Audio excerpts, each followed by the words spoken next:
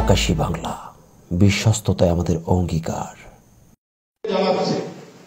পাঁচবিবিতে North Bengal কিন্ডার গার্ডেনের মত বিনিময় সভা।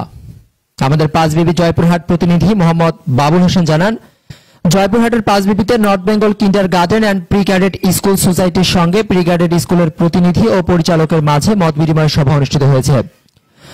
আজ শনিবার সকাল 11:30টায় বালিঘাটা বহুমুখী সমবায় সমিতি লিমিটেডের হলরুমে বিশিষ্ট রাজনীতি ও শিক্ষানুরাগী ব্যক্তিত্ব মুসুর রহমানের সভাপতিত্বে অনুষ্ঠিত হয়।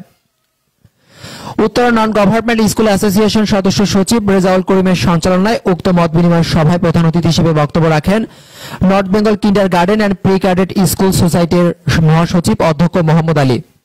অন্যান্যদের মধ্যে বক্তব্য রাখেন সোসাইটির দপ্তর সচিব মোহাম্মদ লুৎফুল্লাহ, নির্বাহী সদস্য আওলাদ হোসেন, রংপুর মহানগর শাখার সদস্য সচিব আজহারুল ইসলাম, মহিপুর হাজী মহসিন সরকারি কলেজের সাবেক অধ্যক্ষ Lokman Hossain, Uttara non government school অ্যাসোসিয়েশনের সভাপতি আবুল কাশেম মন্ডল প্রমুখ।